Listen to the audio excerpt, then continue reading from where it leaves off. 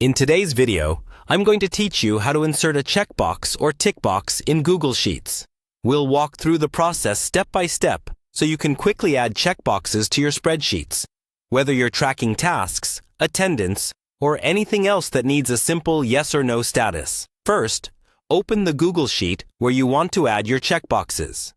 Make sure you're in the correct tab or worksheet, and that you can see the cells where you want those checkboxes to appear. It helps to decide in advance which column or range you want to use. For example, a Done column next to a list of tasks. Next, select the cell or range of cells where you want to insert the checkboxes. You can click on a single cell, or click and drag to highlight multiple cells at once.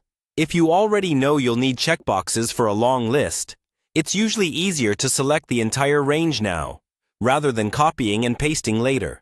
With the cells selected, go to the top menu bar and click on Insert.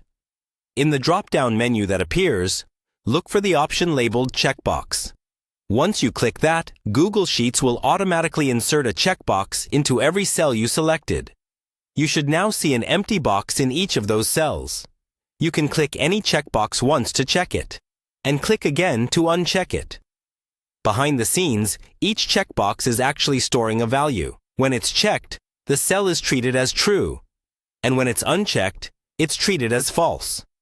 This is really useful because you can use those values in formulas, filters, and conditional formatting. If you want to copy a checkbox to other cells after inserting just one, you can use the Fill handle. Click the cell with the checkbox, then hover over the small square in the bottom right corner of the selection.